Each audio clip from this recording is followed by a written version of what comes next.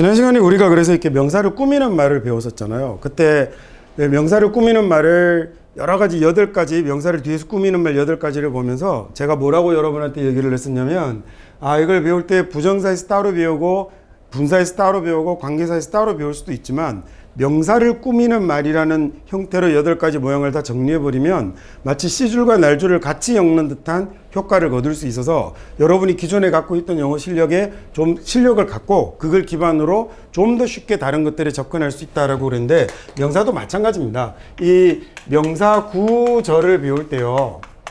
명사구와 명사절에 해당되는 내용을 각각의 문법의 단원에서 배우는 방법도 있지만 명사 구절의 모양을 한 번에 다 몰아서 얘네들을 해석하고 활용하는 방법을 배우는 것도 한 가지 굉장히 유력한 방법이거든요. 그럼 우리가 오늘 이것까지 정리하고 나면 실은 여러분이 지난번에 명사를 꾸미는 형용사는 다 배운 거기 때문에 모양을, 그리고 오늘 명사의 모양을 다 배우고 나면 동사 부분의 왼쪽과 오른쪽에 나오는 영어의 문장의 모양은 전부 다 배운 게 되는 거예요. 물론 이론을 다 들었다고 해서 다 해석을 할 수 있는 건 아니지만, 자, 명사구절의 모양은요. 먼저 명사구부터 해볼까요? 명사구는 영어에 많지 않아요. 명사구가 될 수 있는 말은 영어에 딱 2가지밖에 없는데 그게 뭐가 있냐면, 하나는요, 명사구에는 첫 번째 부정사구가 있고요. 여러분이 너무 잘 아는 거죠. 그 다음에 두 번째 뭐가 있냐면 동명사구가 있습니다.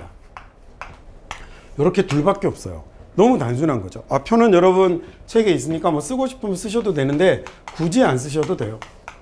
자, 그 다음 명사절 모양 한번 볼까요? 절이라고 하면 이 절을 이끄는 말이 앞에 붙어 있다고 그랬죠. 그게 영어에 몇 개 있다고 그랬더라? 이제는 좀 외워질 때도 되지 않았을까요? 3개죠. 뭐뭐 있었죠? 접속사, 관계사, 의문사가 동사를 안을 수 있는, 즉 절을 이끌 수 있는 말입니다. 이 명사절을 접속사로 이끄는 문장도 있을 거고요. 그 다음에 얘를 뭐로 이끄는 문장도 있냐면 관계사로 이끄는 문장도 있고요. 그 다음에 명사절을 의문사로 이끄는 문장도 있을 겁니다. 이 모양들을 쭉 한번 다 정리해 보는 거죠. 지난번에 명사를 꾸미는 형용사를 정리했던 것처럼. 자, 부정사구는 당연히 여러분 너무 잘 아는 것처럼 to 동사 원형의 모양으로 쓰이죠. 동명사는 어떻게 생겼나요? ing의 모양으로 생겼죠. 그쵸? 자, 얘네들은 동명사는 한 단어만 썼을 때는 동명사 구라고 하지 않습니다. 부정사는 기본적으로 2개의 단어가 일단 무조건 붙어 있기 때문에 부정사는 기본으로 부정사 구가 되는 건데, 동명사 구는 얘는 ing만 쓰면 그냥 동명사지 동명사 구라고 하지는 않아요. 그 다음에 뭐 어찌됐건 뭐 그게 그닥 중요한 내용은 아닙니다. 그 다음에 접속사는 명사절을 이끄는 접속사는 외워야 됩니다. 남의 나라 말이니까. 명사절을 이끄는 접속사는 영어에 몇 개가 있냐면, 제가 숫자 3을 좀 좋아해요. 몇 개가 있냐면 3개 있습니다. 내가 좋아하는 게 영어가 좋아하는군요. 혹시 알아요? that 말고 뭐 있나? 나 같으면 책 한번 보고 대답이라도 한번 해보겠다. 아는 척. that 있고 if 있고 그리고 또 하나가요. 네, whether 있습니다. 여러분 그 소리 마이크로 안 들어가니까 좀 신나게 같이 대답도 해가면서 좀 환하게 좀 웃어가면서 하지 않을래요? 아침부터 이렇게 불쾌한 표정들을 하고 앉아가지고는, 하기야 내 얼굴을 보는 게 뭐 그다지 즐거운 일은 아니라는 건 나도 잘 알고 있는데요. 나도 아침마다 거울 보면 가급적 안 보려고 애를 쓰거든요. 근데 그래도 니네도 만만치 않아.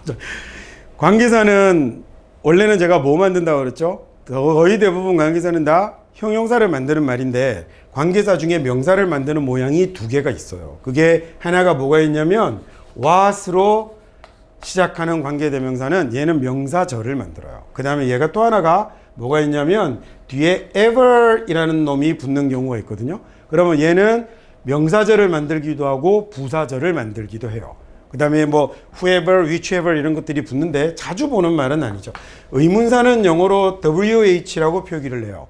왜냐하면 누가 언제 어디서 무엇을 어떻게 왜 중에 어떻게라는 how를 빼고 나면 다 wh로 시작을 하기 때문에 얘네들은 wh라고 의문사를 이렇게 표기를 해요. 자, 접속사나 관계사나 의문사는 쓰이고 나면 뒤에 어떤 모양이 나타날까요? 그렇죠. 주어 동사가 나타나야 하잖아요. that은 접속사니까 무조건 주어 동사가 나타나요. if는 접속사니 주어 동사가 나타나요. whether 접속사니 주어 동사가 나타나요. 근데 what은 관계대명사니까 주어 동사가 나타날 수도 있으나 얘는 뭐가 될 수도 있냐면 what이 주어가 되면 watch 주어가 되면 주어가 아니라 동사부터 나타나는 거죠. 왜 소위 그러면 그때 그걸 무슨 격 관계 대명사라고 그래요? 주격 관계 대명사가 되면 뒤에 동사부터 나타나니까. ever도 뒤에 주어 동사 이렇게 나타나거나 얘가 사라질 수 있겠네요. 그 다음에 의문사도 뒤에 주어 동사가 올 수도 있고 의문사절도 얘가 뭐가 될 수 있냐면 주어로 사용이 될 수 있어서 그래서 이 주어 없이 동사부터 나타날 수 있어요. 영어의 명사 구절의 모양이 요거밖에 없네요. 생각보다 많지 않네요. 영어로 뱉을 수 있는 주어 자리에 또는 목적어 자리에 보호 자리에 오는 말들이 요 모양밖에 없는 겁니다. 그러면 얘네들을 해석을 한번 해볼까요? 얘네들을 해석하면 어떻게 되냐면 부정사는 뭐라고 해석하는 거냐면 뭐뭐 하기 그 다음에 또는 뭐뭐 하는 것 요 정도의 느낌입니다. 뭐뭐 한다는 것, 뭐뭐 하려는 것 이런 말이고요. 명사니까 지금 우리 부정사 형용사는 그때 뭐라고 배웠죠? 뭐뭐 할, 뭐뭐 하려는 이라고 배웠잖아요. 명사가 되면 뭐뭐 하기, 뭐뭐 하는 것, 뭐뭐 한다는 것 뭐 이런 식으로 조금 유들유들하게 해석하시면 됩니다. 동명사는 뭐라고 해석하면 되냐면 뭐뭐 함, 그 다음에 뭐뭐 하기 이렇게 해석하시면 돼요. 부정사하고 동명사는 주어 자리에 쓰였을 때는 별 차이가 없습니다. 근데 부정사하고 동명사가 목적어 자리에 쓰이게 되면 차이가 굉장히 크게 납니다. 그래서 그건 뒤에 부정사 편에 가서 제가 설명을 드릴게요. 부정사 동명사는 목적어 자리에 있을 때는 해석을 완전히 다르게 해야 돼요. 주어 자리에 있을 때는 to study English is라고 써서 영어를 공부하는 것은 이라고 하나 그 다음에 studying English라고 써서 영어를 공부하는 것은 이라고 하나 거의 똑같은데 얘가 뒤로 가서 목적어 자리에 부정사가 오거나 동명사가 오면 얘기가 좀 확 달라집니다. 물론 주어 자리에 써도 약간의 차이가 있기는 합니다. 부정사 동명사 차이 이런 거 별로 못 배워보셨죠? 저런 건 하잖아요. 동사 뒤에 부정사가 오느냐 아니면 동명사가 오느냐에 따라서 뜻이 달라지는 동사 이런 건 배우죠. 뒤에 부정사가 오느냐 동명사가 오느냐에 따라서 뜻이 달라지는 동사라는 건 영어에 없어요. 말 좀 안 이상합니까? 부정사가 오느냐 동명사가 오느냐에 따라서 뜻이 달라지면 양놈들은 지네 나라 말인데 부정사 동명사를 듣고 나서야 이게 무슨 뜻인지 결정하나요? 얘는 그냥 동사 그대로예요. 뭐가 다를까요? 뒤가 다른 거죠. 부정사하고 동명사가 다른 거지 얘가 오느냐 얘가 오느냐에 따라서 앞에 동사가 뜻이 달라지는 게 아니에요. 근데 우리가 좀 저걸 좀 잘못 배운 경향들이 있죠. 영어에 뜻이 없는 단어가 둘 있다고 했는데 혹시 기억날까요? 영어에 뜻이 없는 단어가 that하고 it이 있다고 그랬죠. 그렇죠? 그 중에서 저것이라는 that은 뜻이 있는 거예요.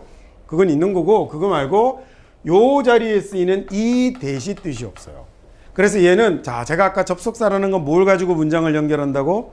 자기의 뜻을 가지고 두 문장을 연결하는 거죠. 예를 들어 원규는 못생겼다. 수업에 집중할 수가 없다. 원규는 못생겼기 때문에 굉장히 야 이럴 때 웃는구나. 인간들이 확 그냥 짜증나.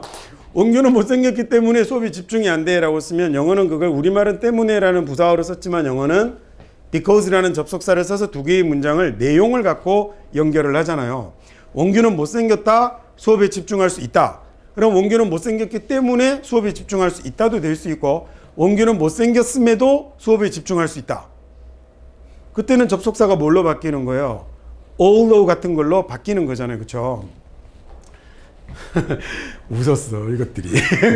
웃었어. 근데 이게 문법적인 기능만 필요하고 내용 없이 문장을 연결을 해야 될 때 네가 나에게 준 것을 잘 보관하고 있어 라고 하면 네가 나에게 준 것이라는 명사만 만들지만 명사를 만들지만 얘는 뭐는 없냐면 뜻은 없죠.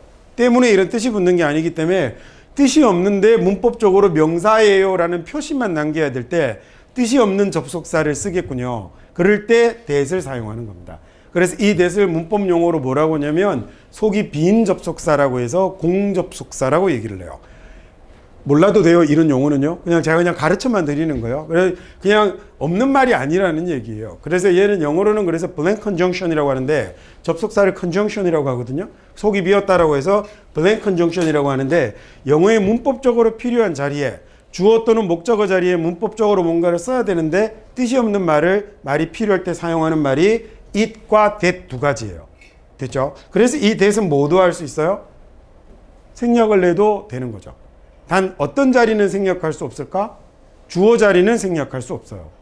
왜냐하면 주어 자리에 생략하고 주어 동사부터 나타나 버리면 절로 들리지 않고 뭘로 들리겠어요?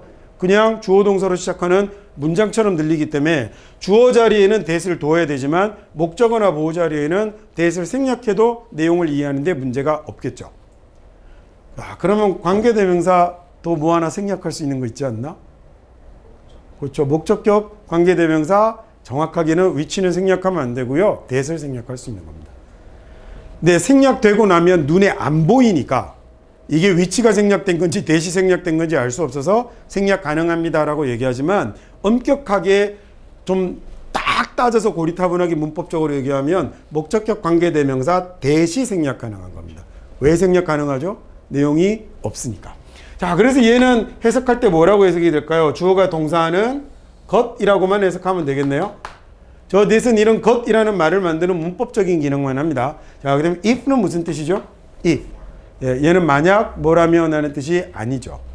자, 만약 뭐라면 하는 if는 명사절이 아니고 그건요 부사절입니다. 만약 뭐라면 하는 말은 조건절을 나타내는 부사절인 거고요. 그 다음에 얘가 명사절이 되면 무슨 뜻이 되냐면 뭐뭐인지 아닌지라는 말이 됩니다. 자, 그러니까 이게 중요한지 아닌지는 더 두고 봐야 돼. 이런 말을 할 때 중요한지 아닌지는 이라는 말을 만들 때 if를 갖고 만드는 거예요. 됐죠? 그 다음에 whether 이라는 말도 이게 뭐뭐이든 A이든 아니든 이라는 말로 쓰거나 그 다음에 뭐뭐 하든지 이라는 뭐 이런 말로 쓰죠. 뭐 어쨌든 A 이런 식으로 해둡시다. 얘도 위에 있는 거하고 비슷해요. A 또는 B. A든 B든 이렇게 해석하든지 아니면 얘도 뭐뭐인지 아닌지라고 이렇게 해석이 됩니다. 즉 요게 있느냐 없느냐 정도에 가지고 차이를 나타내게 되죠. 야, 이게 중요한지는 두고 봐야 돼라고 이렇게 해석해도 되거든요. 중요한지 아닌지라고 해석해도 되지만 그래서 제가 괄호를 묶어둔 겁니다. 자, what은요. 얘는 the thing which를 줄여서 쓰는 말이어서 앞에 the thing의 의미가 있습니다. 그 thing이라는 게 우리말로 하면 뭐뭐 하는 것이라고 옮겨지니까 실은 what은 접속사 that하고 같은 놈이라고 생각하셔도 돼요.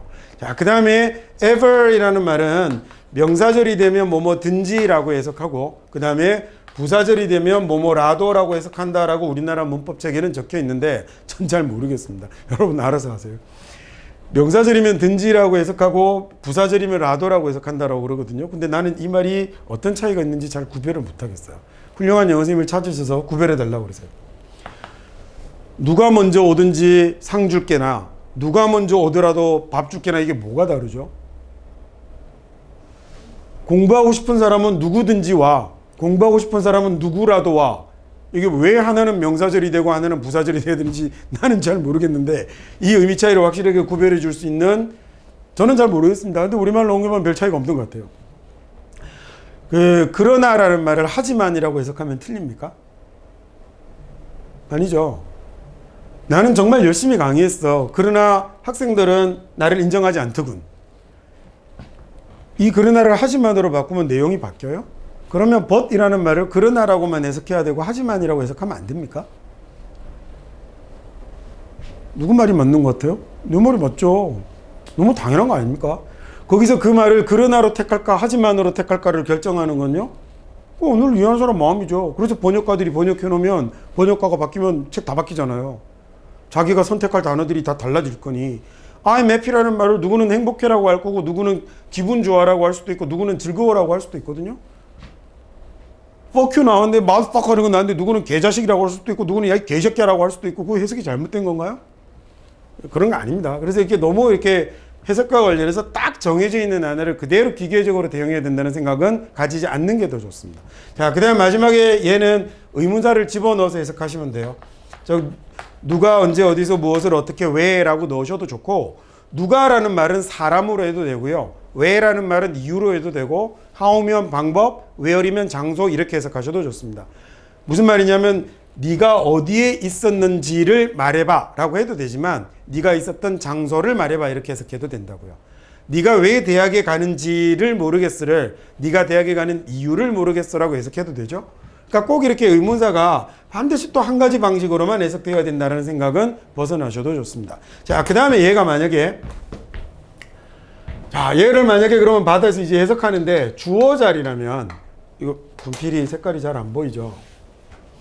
자, 만약에 그러면 얘네들을 집어넣어서 주어 자리라면 이때는 왜 주어인 것이 주어인 건 쉽게 알 수 있죠. 뭐로 되어 있을 거냐면 대문자로 되어 있을 거니까. 그러면 얘는 뭐 붙이면 되죠? 주어이면 소위 우리말에 있는 이가를 붙이면 되잖아요. 뭐 국어 시간에 배우실 때는 두 개는 주격 조사고 아닌 두 개는 아니다라고 배우시겠지만 그런 거 생각할 필요 없이 그냥 우리가 주어 자리에 쓰는 말이니까 이 말들을 붙이면 되겠죠. 그래서 뭐뭐라는 것은 이렇게 되면 되는 거고, 그 다음에 뭐뭐인지 아닌지는 이러면 되는데, 여기서요, 여기 if는요, 얘는 이렇게 합시다. if 주어 동사는 얘는 주어 자리에는 문법적으로 쓰지 않습니다. 즉 얘는 어디에만 쓰냐면 목적어 자리에만 쓰거든요. 그래서 인지 아닌지는 이라는 말로는 규범 문법으로는 쓸 수 없는데, 여러분이 앞으로 이제 영어 책들을 보다 보면 얘가 주어 자리에 명사절로 쓰이는 거 자주 볼 거예요. 왜냐하면 양놈들이 그냥 씁니다. 예를 들어 우리가 했었었다 이런 말은 문법적으로 틀린 말이죠. 근데 뭘 나타내기 위해서 쓰냐면 했었다보다 더 과거임을 나타내기 위해서 했었었다 막 이런 말들을 쓰잖아요. 한국 사람들이 문법적으로 옳은 말은 아닌데 나타나기도 하거든요. 여러분들이 쓰는 말들이 다 문법적으로 옳은 말은 아니죠. 예를 들어 많은 학생들이 왔어요 라고 하면 문법적으로 틀린 말이죠. 모르잖아요. 많은 학생들이 왔어요 이러면 틀린 말이에요. 왜냐하면 이미 앞에 많은이 있기 때문에 한국어는 영어하고 다르게 뒤에 학생들이라고 중복으로 복수를 나타내면 안 돼요.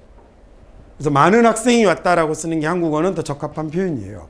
근데 글쓰기 찾아보다 보면 많은 학생들 나오겠죠.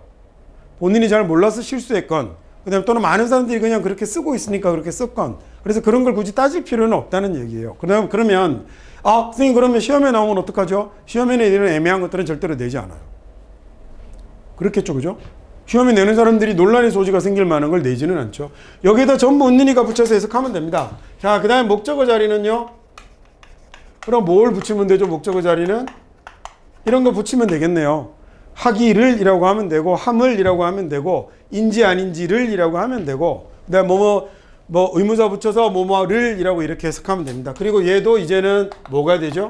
얘도 쓸 수 있게 됐습니다. if도 이 자리에 나타나는 목적어 자리에는 사용을 할 수 있습니다. 그럼 마지막으로 이제 이 자리에 보호 자리에 오면 얘는 뭐라고 해석하면 되죠? 얘는 보는 뭐뭐이다 라고 해석하면 끝나는 거잖아요.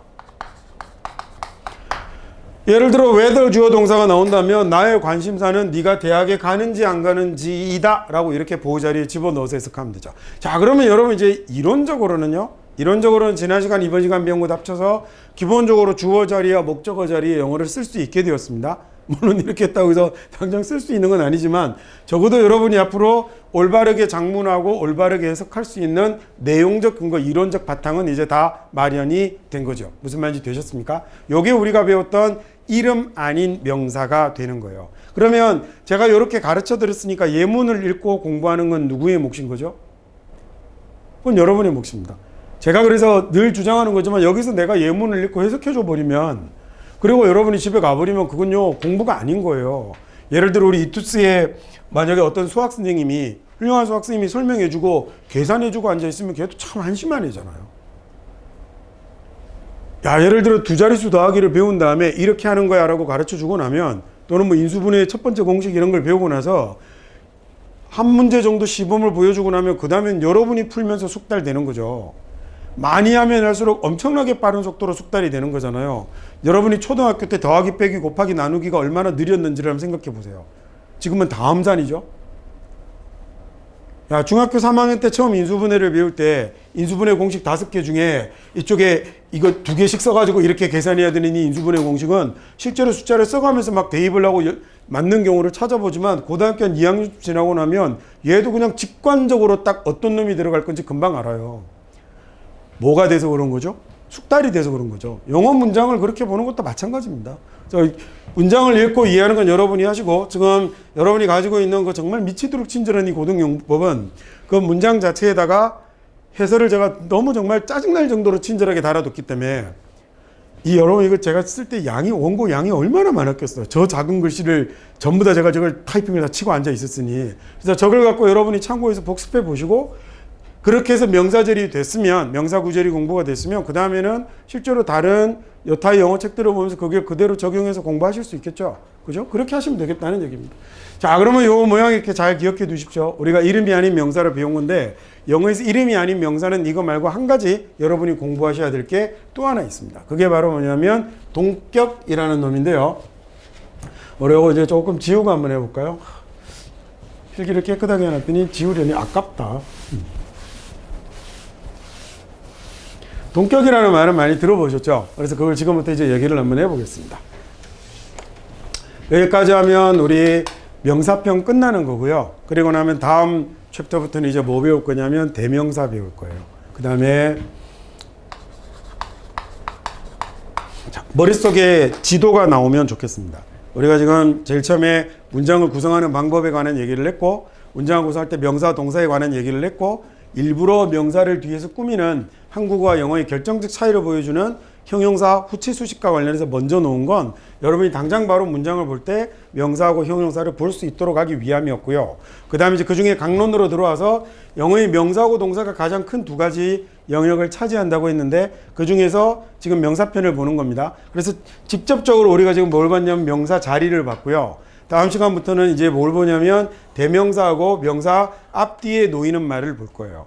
명사 앞뒤에 놓이는 말이 뭐냐면 관사, 형용사, 관계 대명사거든요. 그러면 우리는 이제 명사 블록을 다 마친 겁니다. 그러면 이제 영어에 하나밖에 안 남았네요. 뭐만 남은 거죠? 동사만 남은 거죠. 그러면 동사는 동사 앞에 붙는 말 하나 배우고요. 동사 앞에 뭐가 붙냐면 조동사 붙거든요. 동사 앞에 붙는 말 조동사는 뜻만 알면 돼요. 물론 약간의 용법도 배울 게 있는데 여러분이 조동사를 좀 잘못 배운 경우도 많아서 그런 재밌는 것도 가르쳐 드릴게요. 예를 들어 must 같은 말 쓰지 마세요. 이런 거 외국어는 쓰면 안 됩니다. must는 어마어마하게 강압적인 말입니다. 그래서 미국인들은 must라고 그러면 실제 특히나 구어체에서는 글 말고 구어체에서는 must는 무조건 여러분이 뭐뭐임에 틀림없다라고 배웠던 뭐뭐임에 틀림없다라고 해석하지 않고 반드시 틀림없이라고 해석 쉬운데요. 꼭 뭐뭐임에 틀림없다라고 해석을 해요. 근데 그런 뜻으로만 쓰고 상대방에게 뭐뭘 해야 된다라는 말을 쓸 때는 뭐 쓰죠? 주로? 뒤에 가서 배울 텐데 should를 쓰면 됩니다. 단 should도 강압적입니다. 그래서 친구끼리 쓰거나 이럴 말 또는 특히나 애가 아빠한테 너 집에 빨리 와야 돼 뭐 이런 말을 할 때 should를 쓰거나 이러면 안 되는 거예요. 그러니까 굉장히 듣기 불편하고 짜증날 정도로 그 어감이 강하기 때문에 쓰지 않아야 되는데 교과서에서 그렇게 안 배우죠. 잘못된 표현들 되게 많습니다. 그래서 조동사하면서 can하고 be able to가 같지 않거든요. 네, 그러면 못 배워본 거죠. will하고 be going to가 같지 않아요. 근데 우리는 뭐 그걸 막 equal 붙여서 배워버려서 그런 차이들도 이렇게 좀 짚어보고 나면 동사 자체가 변하는 모양을 배울게요. 제일 중요한 게 시제입니다. 그 다음에 능동수동이 되면 동사가 변하죠. 그 다음에 가정법이 될 때, 가정법은 시제의 일환이긴 하지만, 가정법도 미국 애들이 가정법을 국어교과서에서 배우는 방식대로 가르쳐 드릴게요. 자, 이 책에도 그렇게만 써놓으면 남들이 모르기 때문에 우리나라 사람들이 쓰는 말은 사용하고 있는데, 미국 애들이 배우는 말 그대로 conditionals 0, 1, 2, 3로 제가 다르게 풀어서 좀 더 쉽게 이해할 수 있도록 해드리겠습니다. 그리고 나면 명사, 동사 다 끝났네요. 나머지는 이제 세부 용법. 그 단어가 가진 특별한 용법 이런 것들을 정리하면 되고 그건 하나씩 익혀가면 되는 거죠. 부사는 공부할 필요가 사실 없어요. 왜냐하면 단어 뜻만 알면 끝나는 거예요. 부사는 지가 늘어나거나 변하거나 이 짓을 안 하잖아요. 비교급 최상급으로 변화를 하긴 하지만 그 말고 부사는 뭐 위치를 이동해서 돌아다닌다든지 이 짓을 하지 않기 때문에 부사는 그냥 단어 뜻을 외우면 그걸로 끝나는 거예요. 그래서 여기까지 하면 이제 명사 기본 모양 다 끝나는 겁니다. 그래서 다음 시간부터 명사 앞뒤를 붙여볼 거고 그리고 나면 영어 문장이 만약에 단어가 한 30개로 되어 있다면 동사 블록 두세 단어밖에 안 되고 나머지 전부 다 명사 블록이거든요. 그럼 사실은 영어 문장의 거의 대부분의 모양새에 대해서 이론적 근거를 여러분이 다 쥔 꼴이 되는 거죠. 제가 왜 이 챕터의 순서대로 수업을 하고 있는지 그럼 아시겠어요? 여러분이 문법책하고 딱 돌려서 펼쳐보세요. 두 가지 종류 중에 하나입니다.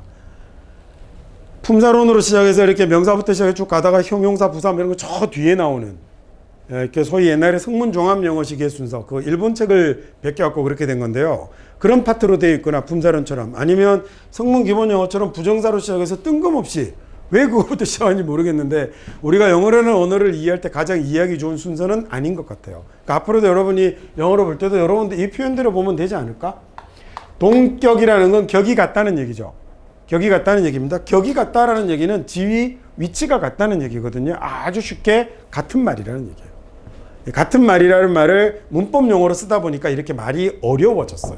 같은 말인데 동격이라는 놈은 영어에서 우리 이 규칙을 하나 먼저 알아둡시다. 영어에서 명사하고 명사 두 개가 나란히 서면, 명사 두 개가 연속해서 서면 이 명사와 이 명사는 서로 같은 말이 됩니다. 즉 뭐가 된 거냐면 뭐 된 거죠? 이 명사와 이 명사는 동격이 되는 겁니다. 희한한 영어의 규칙이에요. 단 이게 이렇지 않은 경우가 있어요. 말은 예외라고 하면 좀 이상한데 그래도 그냥 예외라고 합시다. 예외로 명사가 연속해도 이게 서로 동격이 되지 않는 경우 1번 뭐가 있냐면 여러분이 일명 사형식이라고 알고 있는 놈. 얘는 쓰면 주어 쓰죠. 동사 쓰죠. 그 다음에 간접 목적어 쓰고 직접 목적어를 쓰지만 이때 이 명사와 이 명사는 이퀄은 아니죠. 나는 너에게 책을 주었다라고 쓰는데 이 너하고 책하고 이퀄이 아니잖아요. 그래서 사형식은 명사 두 개가 연속해도 이퀄이 되지 않습니다. 그 다음 두 번째 뭐가 또 하나 있냐면 복합명사라는 애가 있어요. 사실은 예외라고 얘기하기도 그런데 그냥 설명을 하려고 이렇게 하는 겁니다. 사형식의 명사 두 개 연속해도 얘 뭐 아니냐면 동격 아닙니다. 복합명사는 뭘 복합명사라고 하냐면 이런 거예요. 온실효과. 영어로 greenhouse 그 다음에 effect라고 하죠. 온실효과라고 부를 때 명사 나란히 서 있지만 온실과 효과는 동격이 아닙니다. 그렇죠? 근데 실은 얘네는 뭐 문법적으로 설명을 하자면 그냥 형용사처럼 활용되어서 명사를 꾸미고 있는 말이거든요. 그래서 명사라고 사실 할 수도 없고 아니면 얘는 복합명사를 붙여버려도 되죠. 한국어의 복합명사는 그래서 원래 붙여 쓰잖아요. 국어문법 규칙은 그럴걸요. 온실하고 효과를 떼어 쓰지 않고 온실 효과를 붙였습니다. 그러니까 얘네는 사실 명사 두 개가 연속했다고 볼 수가 없는 거죠. 이게 아니면 명사 두 개가 연속하면요. 걔는 뭐가 되는 거냐면 동격이 됩니다. 됐어요? 됐죠? 그러면 예를 들어 야 너희 둘 수업 끝나고 교무실로 와 이렇게 얘기할 때 너희 둘을 영어로 뭐라고 그러죠? you two라고 그래요. you하고 to가 동격이네요. 됐습니까? you하고 to가 동격이네요. 야 너희 학생들 공부 열심히 해야 된다. your students라고 쓰고요. 그 다음에 should study hard 이렇게 해볼까요? 야 학생들은 공부 열심히 해야 돼. 안 하면 크게 성공한다. 만약에 이런 말을 하면 그러면 you students should study hard라고 쓸 때 언뜻 보면 여러분 여기 좀 이상해 보입니까?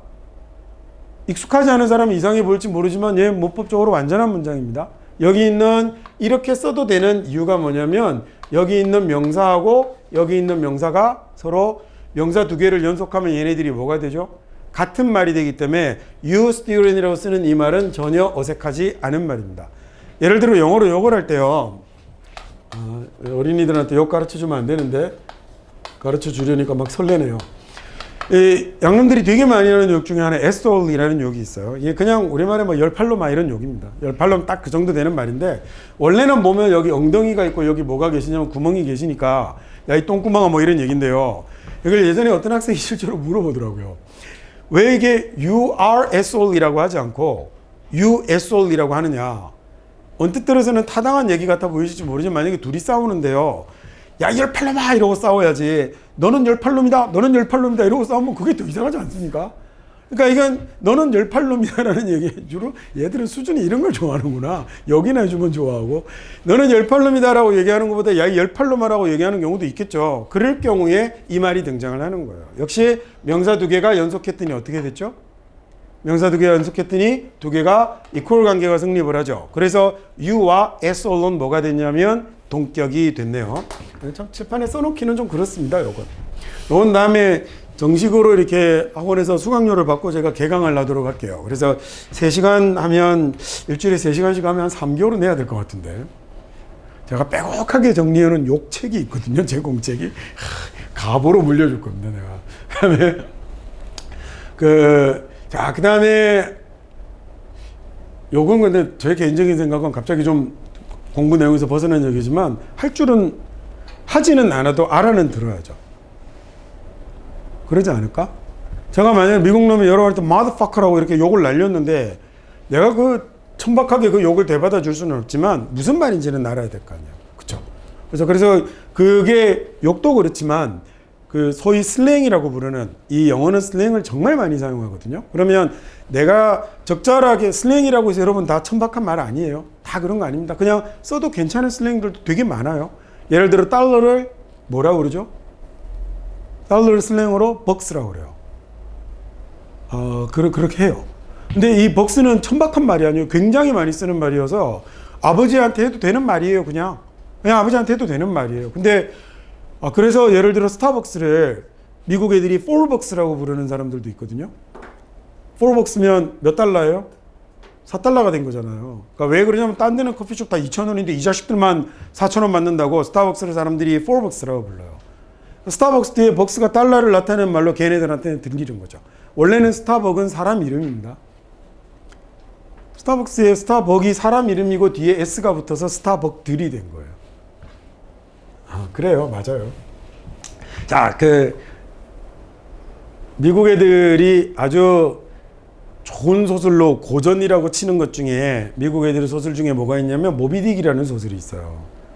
그 고래 잡으러 나가는 고래 복수하러 그 흰 고래를 잡으러 나가는 이야기인데 그 모비딕이라는 소설에 나오는 1등 항해사가 이름이 스타벅이에요. 근데 그 소설에 보면 그 스타벅이 커피를 너무 좋아해서 아침마다 일어나면 이렇게 막 커피 마시고 커피 향을 묘사하고 이런 내용이 나오거든요. 그래서 이렇게 원래 미국의 스타벅스는 처음에는 원두를 팔던 가게였어요. 원두를 팔던 가게인데 너희 이것만 팔지 말고 좀 커피도 좀 내려서 팔고 차도 좀 팔아라. 차도 좀 팔아라고 가서 누가 제의를 했더니 싫다 이 새끼야 나는 원두나 팔랜다 라고 해서 그럴 거면 우리한테 넘겨라 라고 얘기해서 영어 선생 한 명을 포함해서 3명이 그 원래는 스타벅이 아니죠. 그 가게를 인수하거든요.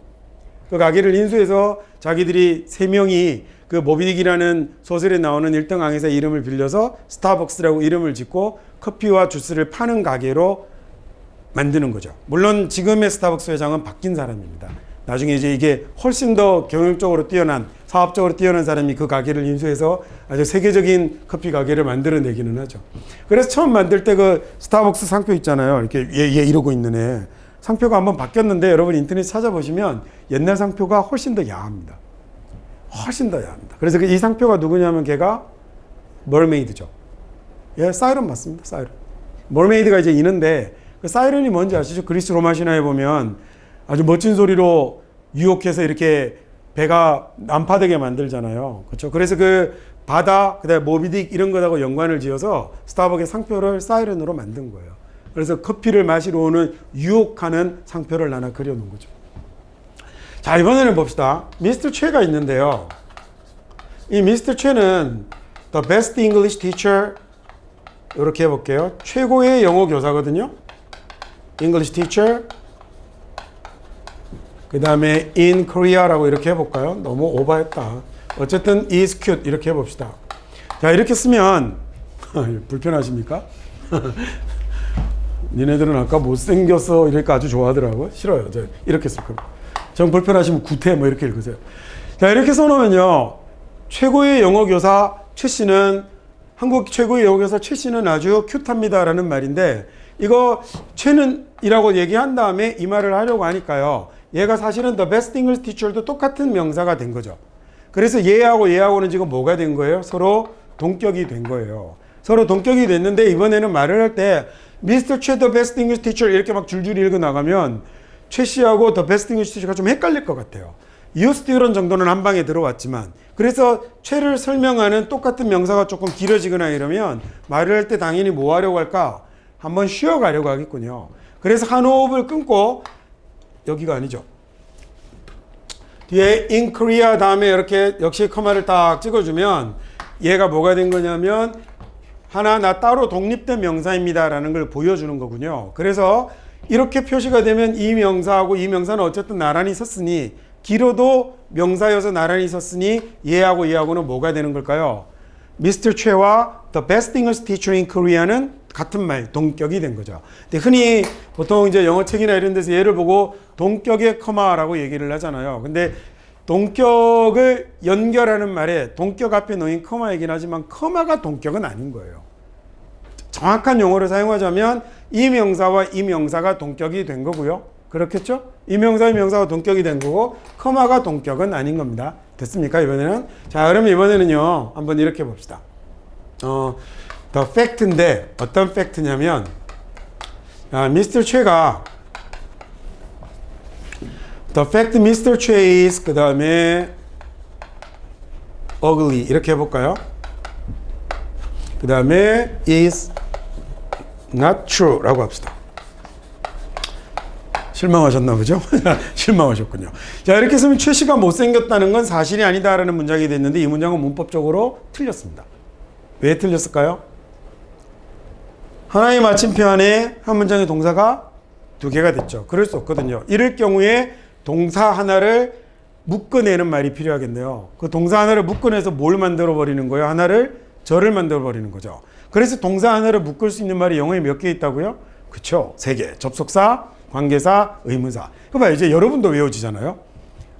여러분이 그 단단한 머리를 뚫고 이제 접속사, 관계사, 의문사가 자리를 잡기 시작을 했습니다. 이런 식으로 자꾸 내용을 제가 하나씩 더 얹어 드릴 거예요. 제가 앞으로 이제 영어 공부할 때는 보시면 아시겠지만 나름은 과학적인 교수 방법을 적용을 해서 전체 판을 계속 깔고 점점 모아가면서 여러분이 영어 실력이 강의를 잘 듣는 것만으로도 많이 상승되게 해드릴 거거든요. 그래도 그건 한계가 있어서 여러분이 공부를 알아서 잘 해주지 않으면 늘 부탁드리는 거지만, 그러니까 여러분이 직접 열심히 하셔야 돼요. 그러니까 제가 이렇게 두 손 모아 싹싹 빌 테니까 배운 내용을 반드시 예문 읽어보시고 해석해보시고 내 머리로 내 입으로 얘기할 수 있는지 머릿속으로 떠올려보시고 하는 과정을 가지셔서 가장 적은 시간에 최대한의 효과를 내는 게 현명한 학습 방법이 되는 거겠죠. 가장 과학적으로 준비해서 강의 준비, 여러분은 느낄지 모르겠는데 강의 준비 열심히 하면 티나지 않습니까? 나중에 보시면 여기서부터 필기했는데 머릿속에 내 필기 내용은 다 들어와서 나중에 칸을 치고 나가죠.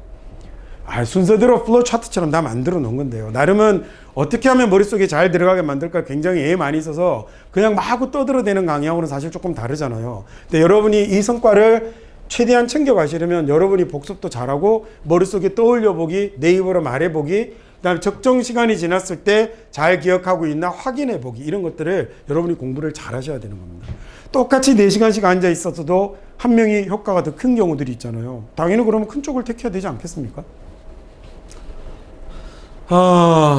그러면요, 이번에는 문장 하나를 절로 만들어서 문장의 일부분이 되게 해줘야겠습니다. 절과 문장의 차이 기억나시죠? 문장의 일부분으로 쓰입니다. 그런데 이번에는 어떤 짓을 하면 좋을까?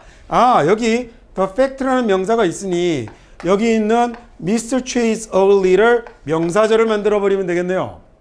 명사절을 만들어 버리면 될 겁니다. 그러면 명사하고 명사가 나란히 섰으니 같은 말이 되는 거겠죠. 그럼 동격이 되는 거겠죠. 그럼 얘를 명사절을 만들어 줍시다. 명사절을 만드는 접속사가 영어에 몇 개 있어요? 3개 있죠. 뭐 있죠? 이번엔 접속사, 관계사, 의문사 아니에요. 뭐 있죠? that하고 if하고 whether, 셋 있죠. 그 중에 뭘 써야 될까? 이 자리는 뭐가 필요 없어요? 뜻이 필요 없으니까. 그러면 뜻이 필요 없을 때 사용하는 접속사는 뭐였죠? that이잖아요. 자, 그럼 아까 공접속사 얘기도 괜히 나온 게 아니었군요. 이렇게 잘 짜여진 강의를 정말 좋은 강의라고 하는 겁니다. 그럼 여러분 이제 솔직히 그렇지 않나요? 이게 뭐 아닌가 보다. 오늘 여기까지 하고 이제 나머지는 다 환불해서 집에 가세요. 이제 남은 수업료는. 기분 나빠서 못하겠네. 어글리 이런 거나 좋아하고. 자, 그래서 여기 있는 that Mr. Che's ugly라는 명사절이 이 명사하고 뭐가 됐어요? 그럼 서로 같은 말 뭐가 됐죠? 동격절이 됐죠. 그죠? 그래서 동격의 명사 앞에 커마가 나타난 것인 것처럼 얘는 동격의 접속사가 아니고 명사절을 이끄는 접속사 대신 거고요. 이 that절과 이 the fact가 서로 뭐가 되는 거였어요? 저게 동격이 되는 거겠죠. 됐습니까?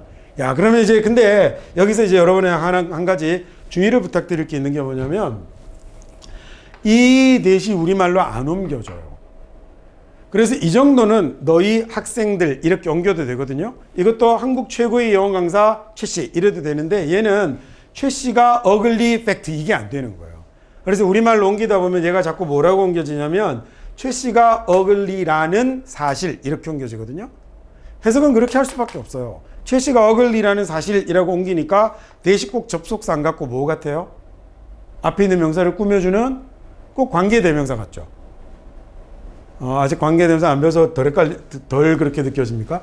관계대명사가 앞에 있는 명사를 꾸미는 말이니까 뭐뭐라는 뭐 이렇게 될 때는 이 자리에 관계대명사가 쓰일 가능성이 되게 많거든요. 그래서 여러분에게 시험 문제를 내는 나쁜 영어 선생님들이, 사람이 나쁜 게 아니라 시험을 내서 여러분을 괴롭히는 그 선생님들이 어떻게 하면 이것들을 틀리게 한번 해볼까 라고 하다가 여기다가 뭘 쓱 넣냐면 위치를 쓱 넣는 거죠. 야, 그러면 최 씨가 ugly라는 사실은 이라고 해석이 쑥 돼버리거든요. 그러면 여러분 이 자리는 명사절을 이끄는 자리니까 관계사절이 아니라 뭐가 와야 되냐면 동격의 절을 만들 수 있는 that을 사용해야 됩니다 라고 여러분이 고쳐주면 되는 거예요. 그래서 이 부분이 그래서 문제로 잘 만들어진다라는 얘기를 하는 거죠. 이거 관계대명사 배우고 나면 구별하는 건 쉬워요. 관계대명사절하고 접속사가 이끄는 절하고 가장 큰 차이는 관계대명사절은 뒤에 뭐가 하나가 없어요. 주격 관계사면 주어가 없고 목적격 관계사면 목적어가 없는데 얘는 지금 최씨 is ugly라는 주어 비동사 보호가 있는 완전한 문장을 이루고 있기 때문에 참 기분이 그렇다. 최씨는 못생겼다. 완전한 문장 좀 그러네. 어쨌든 최씨는 못생겼다라는 또 좋아해. 이것들이 진짜 최씨는 못생겼다라는 이 완전한 문장은 얘는 관계대명사가 앞에 있으면 안 되는 거죠. 이게 수능에도 문제가 출제가 됐었고 수능뿐만 아니라 이 문법과 관련된 건 각종 영어 시험들에 대단히 자주 활용이 되기 때문에 주의해서 기억하셔야 될 겁니다. 자, 우리 오늘 저쪽부터 여기까지 해서 쭉 뭐 공부한 거냐면 이름 아닌 명사 공부한 거거든요. 지난 시간에는 이름인 명사를 셀 수 있는 것과 셀 수 없는 것으로 구별해서 보셨죠? 이번 시간에는 이름 아닌 명사 봤습니다. 명사구는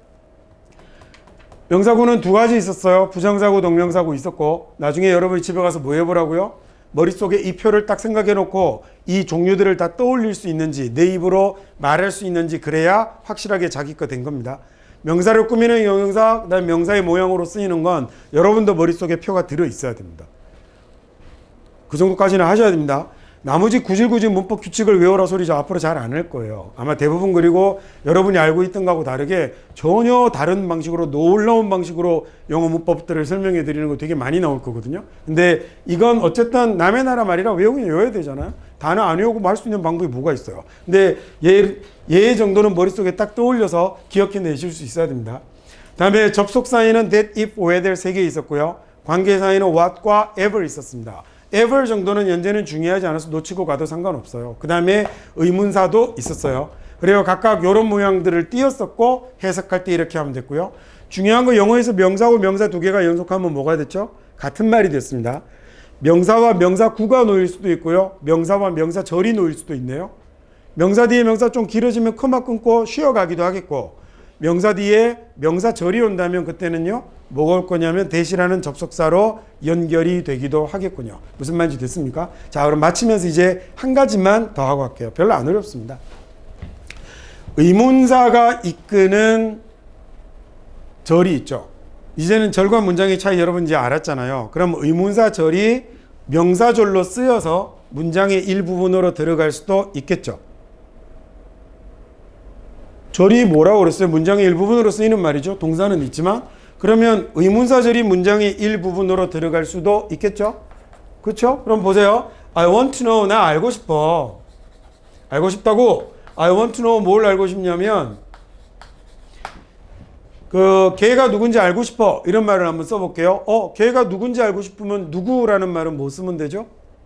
who를 쓰면 되는군요. 그럼 who 쓰고 그 사람이라는 말을 써야 되니까 뒤에 주어 동사 들어오면 되죠? 뭐 쓰면 돼요? who, he is 이렇게 씁시다. 앞에 누가 있었다고 칩시다. 그래서 그냥 he로 받읍시다. 이렇게 써놓으면 여기 있는 I want to know에 하나하나 나누면 얘도 또 목적어지만 어쨌든 know를 동사로 보세요. 그러면 여기 있는 who, he is는 know라는 동사에 뭐로 쓰였죠? 목적어로 쓰인 명사절 맞죠? 목적어로 쓰인 명사절 맞죠? 근데 이 명사절을 문장의 일부분으로 연결할 때 뭘로 연결하고 있어요? 의문사로 연결하고 있죠. 그리고 의문사 뒤에 모양은 뭘로 적혀 있어요? 주어 동사의 모양으로 당연히 써야겠죠. 그리고 이렇게 써놓은 건 그냥 의문사절이 명사절의 일부분으로 겨 들어간 거거든요. 그냥 이렇게 알고 있으면 끝인데 여기다가 갑자기 간접의문문은 의문사 동사 주어 여순이 아니라 의문사 주어 동사 여순을 취한다라고 얘기하면 새로운 규칙이 하나 등장을 해버리는 거예요. 이게 간접의문문이잖아요. 자, 그러니까 오히려 차근차근 잘 밟고 나서 간접의문문을 뭐다라고 정리해버리면 간접의문문은 공부 대상이 아니네. 의문사를 이용한 명사절을 우리가 뭐라고 배운 거냐면 간접의문문이라고는 말을 붙인 거예요. 주어 자리에 갈 수도 있어요. who, he is 이렇게 갈 수도 있어요. 주어 자리에 갈 수도 있고 목적어 자리에 갈 수도 있고 보호 자리에 갈 수도 있는데 의문사를 가지고 만들어놓은 절이 문장의 일부분으로 들어가서 쓰이게 되면 그걸 우리가 뭐라고 부르죠? 간접의문문이라고 부르는 겁니다. 너무도 당연히 문장의 일부분으로 쓰이는데 어떻게 얘를 동사 주어로 써요? 생각할 필요가 없는 이야기를 괜히 꺼내서 더 복잡하게 만들어버린 거예요. 그리고 얘가 무슨 의문문이에요? 안 물어봤잖아. 의문문은 아니란 말이에요. 물어보면 동사는 여기를 갖고 물어서 여기를 뒤집어서 의문문을 만들겠지 얘를 왜 뒤집습니까? 그럼 여러분이 알고 있던 문법 용어 하나를 이번에 다시 재정리했습니다. 간접의문문은 복잡한 거 아니었어요. 우리는 이제 절에 대한 개념을 여러분은 명확하게 잡았으니까 의문사를 사용해서 만든 명사절을 여러분이 학교에서 배울 때 뭐라고 배운 거냐면 간접의문문이라고 배운 겁니다. 접속사 뒤에 주어 동사가 오는 게 너무 당연한 것처럼 의문사 뒤에도 주어 동사가 오는 게 너무 당연한 거예요. 이걸 동사 주의 어순으로 쓴다는 건 좀 웃기는 거죠. 자, 그런데 만약에 절이 아니고 의문사를 이용해서 문장을 만들면 그때는 어떻게 쓰죠? who, you are이 아니고 who are you라고 쓰는 거죠. 뭐의 차이였어요? 문장과 절의 차이였습니다. 됐죠? 그럼 이제 간접의문까지 딱 해서 이름 아닌 명사와 관련된 이야기를 모두 마치도록 하겠습니다. 오늘은 여기까지 하겠습니다.